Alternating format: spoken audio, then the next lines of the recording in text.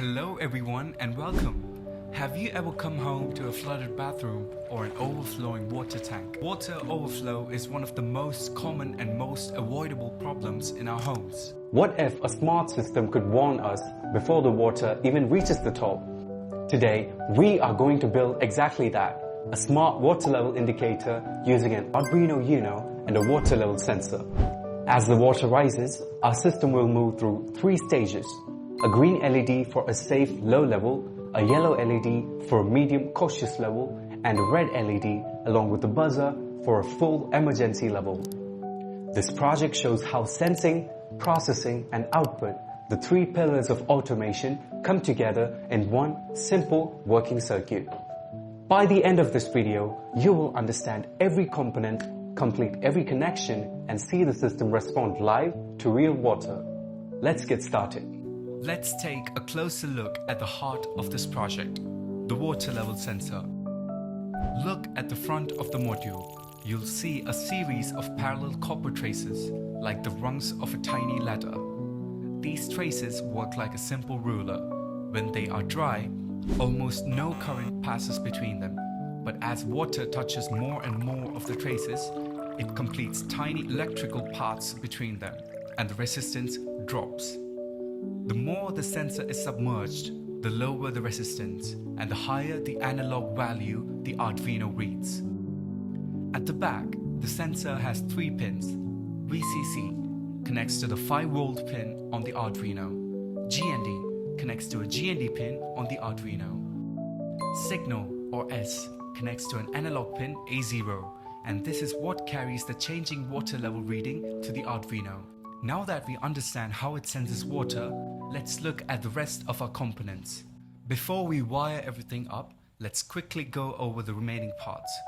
The LEDs. We have 3 today: green, yellow, and red, acting like a tiny traffic light. Green means safe, yellow means caution, and red means stop. The water has reached its limit. Each LED has a longer leg, the anode, which is positive, and a shorter leg, the cathode, which is negative. The resistors. Think of these as speed bumps for electricity. They limit the current flowing into each LED so it glows brightly without burning out. We'll place each resistor on the breadboard in series with its LED. The buzzer. This is our emergency siren. It stays silent through the green and yellow stages and only sounds when the red level is reached, alerting us even from another room. Jumper wires. Available in different varieties, male to male, male to female. For this project, we are using male to male wires to make connections on the breadboard. They are color-coded to help you keep track of which wire goes where. The breadboard. A breadboard is a reusable circuit building board. The holes along each row are connected to each other internally, so when you plug 2 wires into the same row, they are electrically connected. This lets us build complete circuits without any soldering at all. With all our components introduced, let's put this all together. Powering the breadboard. First, connect the Arduino to the breadboard power rails. Connect the 5-volt pin of the Arduino to the positive rail of the breadboard. Connect the GND pin of the Arduino to the negative rail of the breadboard.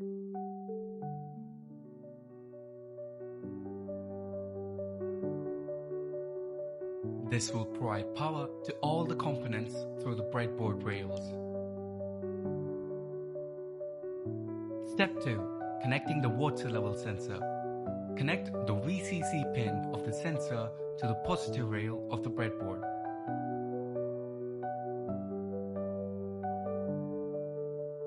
Connect the GND pin of the sensor to the negative rail of the breadboard.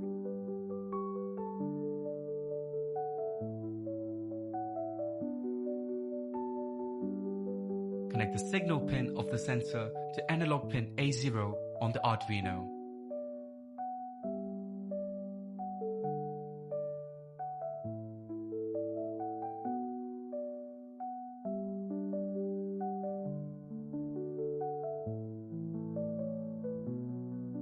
Step 3.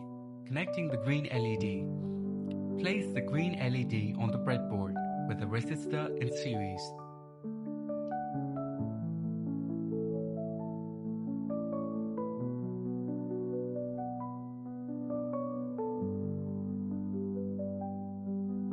Connect the longer positive leg through the resistor to digital pin 11 on the Arduino.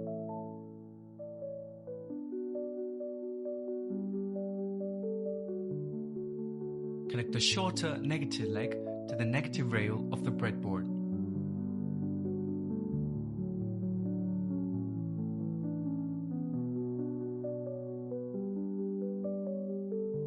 Step 4. Connecting the yellow LED. Place the yellow LED on the breadboard with a resistor in series.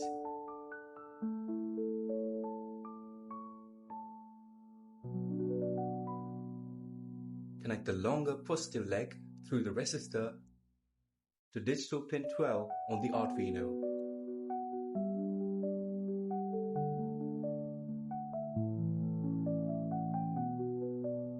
Connect the shorter negative leg to the negative rail of the breadboard.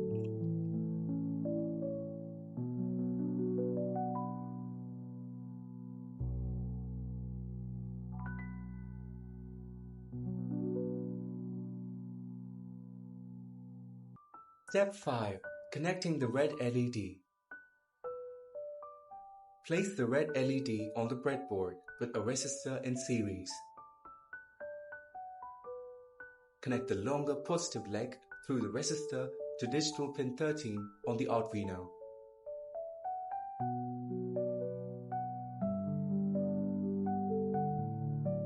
Connect the shorter negative leg to the negative rail of the breadboard.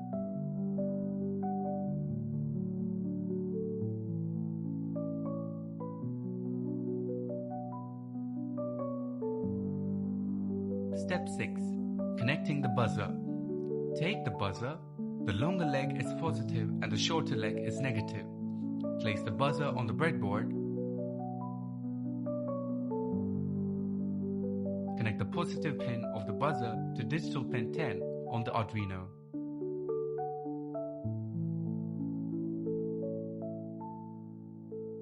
Connect the negative pin to the negative rail of the breadboard.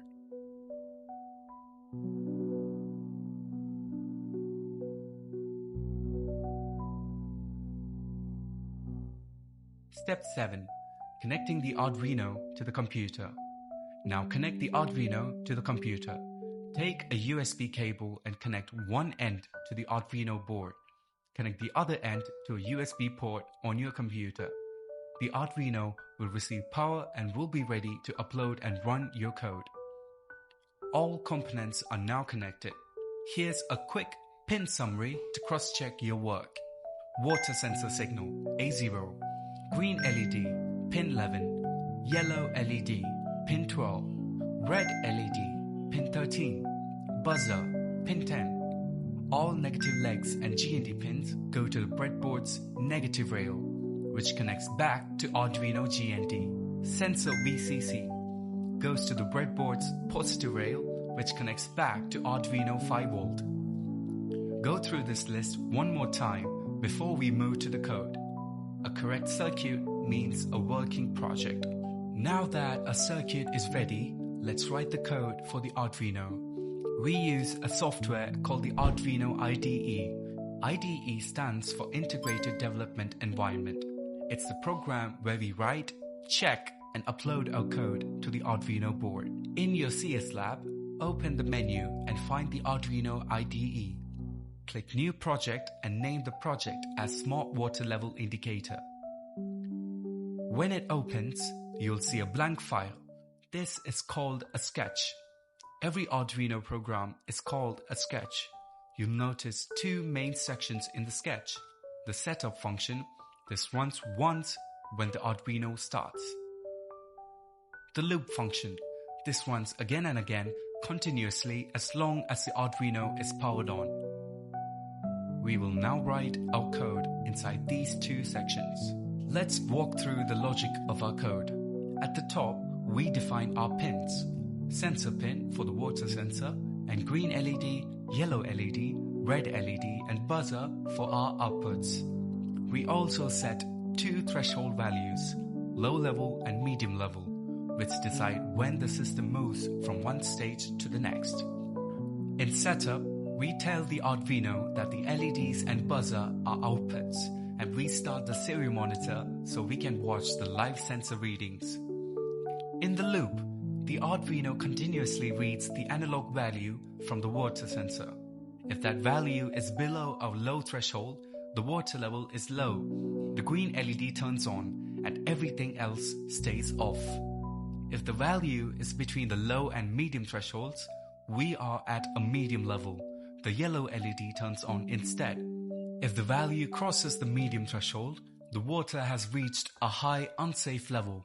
The red LED turns on and the buzzer beeps repeatedly to alert us.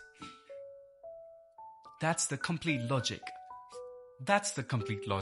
Sense, compare, and respond. You will find the full code link in the description. Now, let's upload the code to the Arduino. Before uploading, make sure your Arduino is connected to your computer using the USB cable. Step 1. In the Arduino IDE, select the board Arduino Uno. Step 2. Click full screen button and select serial monitor and click connect button. Step 3. Now click the upload button. You'll see a progress bar at the right side of the screen. Wait for a few seconds. When the upload is complete, you'll see the message upload complete at the bottom of the screen. If you see any red error messages instead, don't worry. Check your code carefully for any typos or missing semicolons. Every symbol in the code matters. Once the upload is successful, the program starts running on the Arduino immediately. Now for the moment we've been building towards. Let's see it in action. Right now, the container is empty. Notice the green LED is on. The system tells us the water level is safe. I'll slowly pour in some water. As the level rises past our first threshold, the yellow LED turns on. We're now in the caution zone. I'll continue pouring. And there it is. The water has crossed our high threshold. The red LED turns on and the buzzer starts beeping. This is our system telling us, stop the motor, the tank is full. If I pour the water out and dry the sensor, the system resets, back to green, safe and ready. A simple sensor, a few LEDs, a buzzer and some clear logic, and we've built a working overflow warning system. Keep experimenting, keep building, and we'll see you in the next project. Thank you.